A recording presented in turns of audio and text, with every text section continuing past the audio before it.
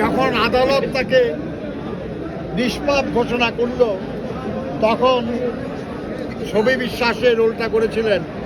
উনি আদালতে চিৎকার করে বলছিলেন, মুক্তি ফিরে দাও আমার সেই 20টি বছর।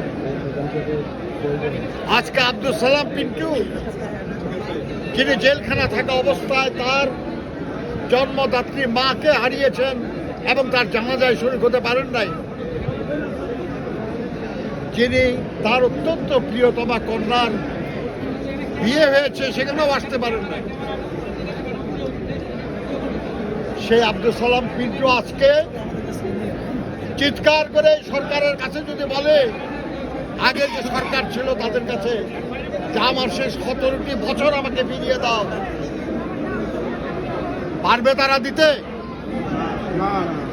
যারা আমাদের সহকর্মী গুম হয়েছে, খুন হয়েছে,